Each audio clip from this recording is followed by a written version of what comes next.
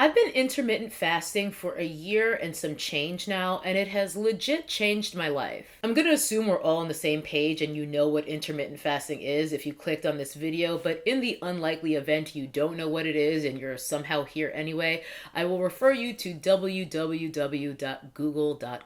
I think I started intermittent fasting in July of 2018. I'm not exactly sure because I don't have the exact date written down that I started, but I do know that at that time last year, I was doing a lot of day in the life videos, which are definitely not vlogs. So I'm approximating when I started based on those. Regardless, I think at this point and having done it for this long, I have a decent perspective on what a person can expect doing it, what one should not expect from doing it, just in terms of being realistic about what IF can do for you and what it might not be able to do for you. Before we dig into the meat and potatoes of this video on intermittent fasting, let me do a little bit of housekeeping. One, the campaign for my first ever official merch is running for only 2 more days. So if you want in on one of my bitch that wasn't a read, I was just browsing shirts or hoodies, the link is in the description box, but hustle. 2, and this is actually a much bigger piece of news, I have also launched a Patreon. It just launched today. I know I'm not balling out and I know a lot of you guys are not either, so I have tiers starting as low as $1 a month. I could and would never have started a Patreon without y'all's encouragement. Some of y'all have been asking me to start a Patreon for over a year now, and a lot of you guys are really understanding and sympathetic and supportive of the fact that a lot of smaller creators,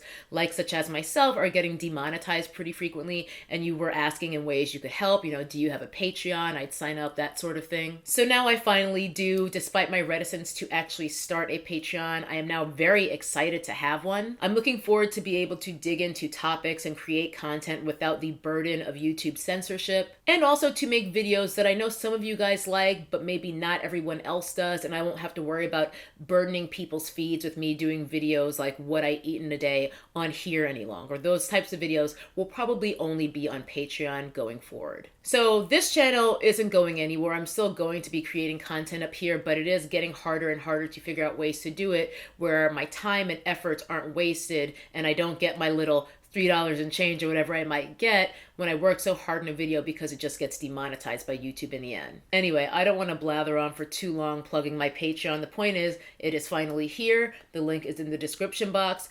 Thank you to anyone who decides to support, and to anyone who doesn't, no hard feelings. Back to intermittent fasting. The first couple of months when I was getting started and getting acclimated, because there is an adjustment period where you might just experience a ton of hunger because your body's hunger cues are tuned to whatever your old eating schedule was. Fatigue is another symptom you might deal with. That was the one that hit me the hardest, where I was so tired for the first 2-3 months where I was just like, am I pregnant? Like, what is going on? That was a particularly dry spell for me, so I knew it was physically impossible for me to be pregnant. Point is, eventually I did adjust, obviously, because now here we are over a year later and I'm still doing it. And I would say that as long as I'm eating well and taking good care of myself and other aspects of my life, my energy is usually pretty good. It's very stable considering I don't even eat until 4 p.m., 5 p.m. on a typical day. Which reminds me, I need to also give a disclaimer about my particular intermittent fasting protocol /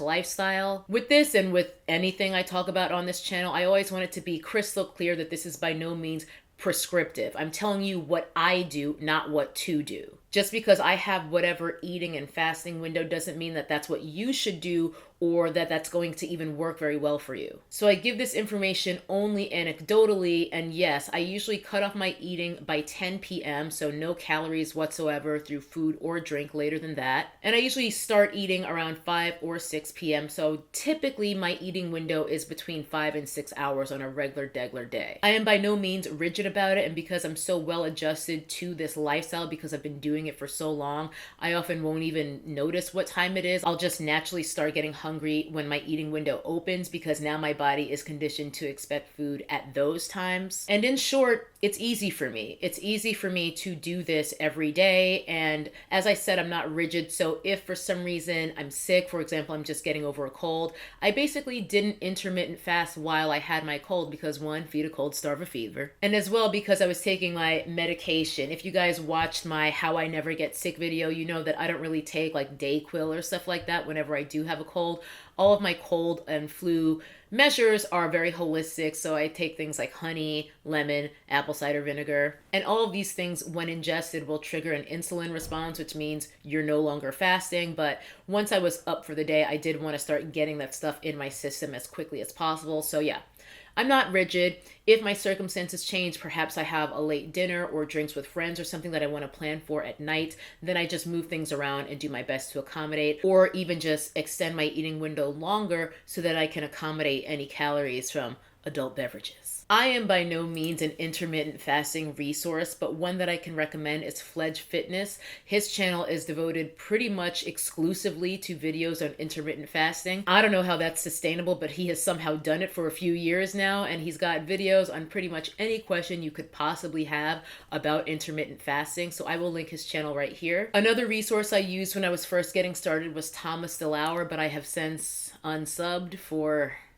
reasons. See, this is why I had to start a Patreon. I need to be free to talk my shit. Moving on, intermittent has changed my life in a lot of ways, some good, some unexpected. And the first one is a little bit of both of those things, and it's that I think about food so much less. Intermittent fasting has afforded me a mental freedom from feeling burdened by what am I going to eat for lunch? What am I going to eat for breakfast? What am I going to eat for this? When am I going to eat that? It's so interesting to not be burdened with that at all throughout my day any longer, where I am able to just focus on the things that I need to do during the day. It has really allowed me to be so much more productive because now more than ever before, and I even was already this way before, I'm very much an eat to live type of person, not a live to eat. Even though I to a large extent have always been an eat to live rather than a live to eat because of my struggles with weight over my lifetime, it did add a lot of pressure and anxiety over what my food choices were. It was just always very stressful for me trying to decide what to eat and what not to eat. That struggle is by no means 100% over, and I know myself well enough to know that it never will be. That struggle will always linger and be there, but it certainly doesn't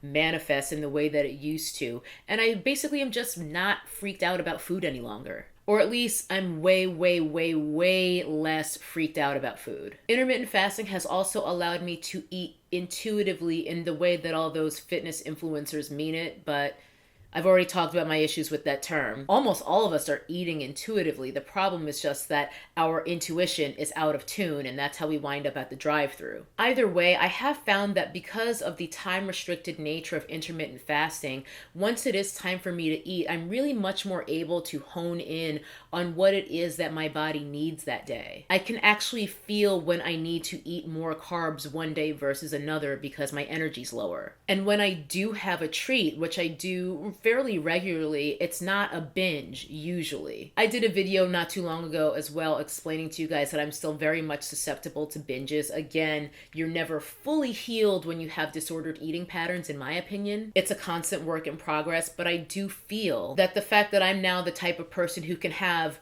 a serving of ice cream or whatever, or a cookie, a piece of cake, and actually be good stopping there without feeling like I need the entire pint or 4 more cookies or whatever. That is a huge shift from where I was when I was at my peak with struggling with binge eating and just food obsession. The fact that my eating is time restricted also kind of restricts my ability to overindulge because I actually have to prioritize getting in my micronutrient rich foods to make sure I'm actually getting my proper nutrition for the day, which has made it so much easier for me to have my one treat and leave it at that because I only got so much time. I got to make sure I eat the food that I need to live. And for the most part, I live that way pretty much all the time. I do have times where I backslide into sugar addiction for sure. I am not immune to sugar addiction resurfacing whenever I overindulge, especially if I do repeated overindulgences back to back. But again, I only have 5 or 6 hours to eat my entire calorie allotment for the day, and I eat a lot. Your girl can put down some food. And knowing that I need that whole window to make sure that I'm eating enough protein and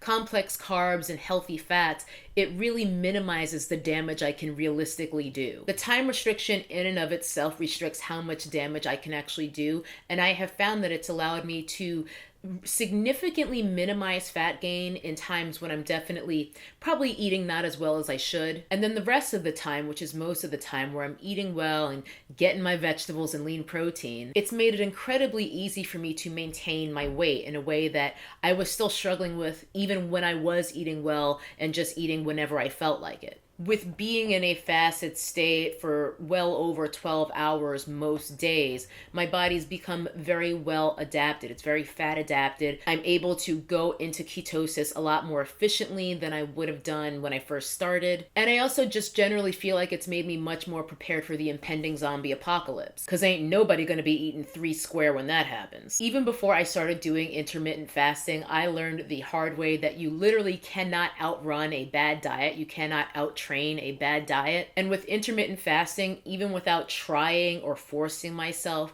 micronutrient rich meals get prioritized in my eating window for sure. But I tell you guys all the time, I'm still very much susceptible into backsliding into bad habits and having too much sugar, too many processed foods, simple carbs, things like that. Whenever that happens, I find it behooves me to do a reset and just completely eliminate sugar, simple carbs, and give myself a certain duration to do that. And it, as I kind of alluded to earlier, helps to retune my intuition to actually crave the foods that actually nourish my body and help me to feel my best. As a matter of fact, I'm on day 1 of a Whole30. I did one of these last October 2018, but I had a really positive experience doing the Whole30 last year, so I just kind of felt like doing one again. It is a little annoying to be like, no, I'm not going to be able to have my treat this weekend. But I dead ass see it as a privilege to be in a position where I can actually feed my body such nourishing foods. Like, that is real self-care. That is self-love. So this Whole30 is just as much for my mind and spirit as it is for my body. If you don't know what a Whole30 is, by the way, again, google.com, or you can also just check out the video that I did on my Whole30 experience after doing it last year. I more than likely won't be doing videos around my experience this time around. Maybe it's something that the Patreon fam would be interested in. But yeah, day 1 of my Whole30, I actually have not even had a morsel of food yet because I'm still fasting, but I'm probably just gonna make a stir fry. Some of y'all know I live for a stir fry. Anyway, that is going to do it for today's video. I just wanted to pop in and talk about my experience with intermittent fasting now that it's been well over a year of me doing it, which is kind of crazy to think about. I know quite a few of you also do intermittent fasting, so sound off with your experiences in the comments.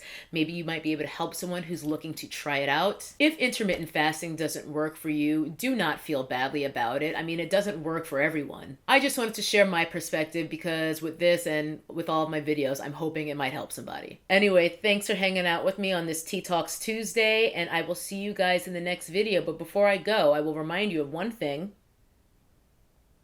Never trust anyone with a Morphe code. That's a nappy-headed hose there, I'm going to tell you that now.